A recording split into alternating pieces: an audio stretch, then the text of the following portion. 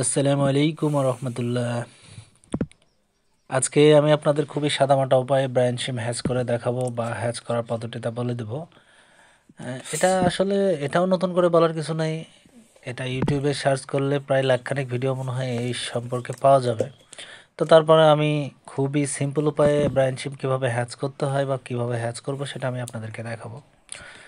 তো আপনারা ওভাবে একটা বোতল, যে কোনো মজুর বোতল বা যে কোনো একটা বোতল কেটে নেবেন। বোতলটা সাদা হলে বেশি ভালো হয়।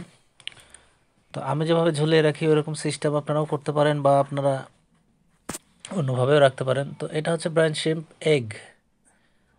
আমি এখানে 1 চামচ ব্রায়ান শিম্প নিয়ে নেব, তারপরে এটাতে দিয়ে দেব আর একটু সামান্য পরিমাণে নেব, কারণ আমার মাছ অনুযায়ী আমি ব্রায়ান শিম্প হ্যাচ করি। তো ধাপে ধাপে আমি আপনাদেরকে দেখাচ্ছি।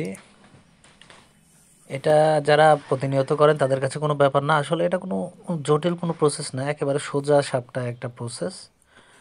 এটা যে কেউ করতে পারবে। এটা হচ্ছে লবণ, আমরা বাড়িতে যে লবণ খাই, কেউ মোটা দানার যে লবণটা খাই খোলা প্যাকেটে পাওয়া যায়, এটা হচ্ছে সেই লবণটা। তা আমার লবণটা বর্ষার সময় থেকে এখানে আছে বলে একটু পানি হয়ে গেছে, তো আমি সামান্য পরিমাণে এখানে লবণ দিয়ে দেবো। এখানে অতিরিক্ত পরিমাণে যে লবণ দিতে হবে বিষয়টা তা না, একটু সামঞ্জস্য করে এটা লিমিট অনুযায়ী হালকাভাবে লবণ দিলেই হবে। অতিরিক্ত লবণ দিলেও আমি দেখেছি যে যতটুকু হ্যাচ হয় পরিমাণ মতো লবণ দিলেও মানে একই পরিমাণে হ্যাচ হয়। তো দেখেন এভাবে আমি আগে ব্রায়ান শিপ নিয়ে নিলাম, তারপরে লবণ দিয়ে দিলাম, এখন পানি দেব। তাহলে ব্রায়ান শিপটা আলাদাভাবে গোলায় নিতে হবে না, ওই পানির যেভাবে ফ্লো হচ্ছে দেখেন নিচ থেকে উপরে হচ্ছে, এটাতেই মনে করেন যে ব্রায়ান শিপগুলো ডিমগুলো ভেজে নিচে চলে যাবে।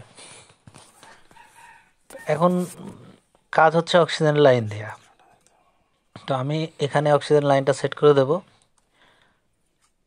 তো ব্রায়ান শিপ হ্যাচ হতে 24 ঘন্টার বেশি সময় লাগে পুরোপুরি হ্যাচ হতে। আর যদি আপনি খেয়াল করেন তো 12 ঘন্টা থেকে 14 ঘন্টা পর থেকে কিন্তু হ্যাচ হওয়া শুরু হয়ে যাবে।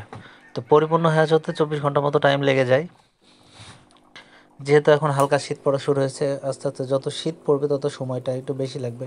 তো আমি অক্সিজেনের লাইনটা দিয়ে দিয়েছি, এখন ডিমটা ঘুরবে, মানে নিচের দিকে আসবে একবার উপরের দিকে যাবে, এরকম করে আমি সিস্টেম করেছি। এতে ডিমটা কখনো স্থির থাকবে না, সবসময় নড়াচড়ার মধ্যে থাকবে। তো দেখেন আমি প্রায় 16 ঘন্টা পরে আপনাদেরকে দেখাবো। অলরেডি বাচ্চা ফোটা শুরু হয়ে গেছে, এই যে এই পাশে বাচ্চাগুলো আপনারা খেয়াল করলে দেখতে পারবেন। তবে এখনও পুরোপুরিভাবে সব বাচ্চা হ্যাচ হয়নি, আরও অনেক বাচ্চা এখানে হবে, বাচ্চাতে একেবারে পরিপূর্ণ হয়ে যাবে। তো সবে বাচ্চা ফোটা শুরু হয়েছে। তো অবশ্যই 24 ঘন্টা রাখবেন, 24 ঘন্টা বা তার চেয়ে একটু বেশিও রাখতে পারেন, যত বেশি আসলে 24 ঘন্টা পর্যন্ত রাখতেই হবে, তাহলে আপনি পরিপূর্ণ ডিমের বাচ্চা পাবেন। আর যদি 24 ঘন্টার কম খাওয়াই দেন তাহলে অনেক দিন হয়তো ফোটার আগেই নষ্ট হয়ে যাবে। তো ভিডিওটি শেষ পর্যন্ত দেখার জন্য সকলকে অসংখ্য ধন্যবাদ। সকলে ভালো থাকবেন। আল্লাহ হাফেজ।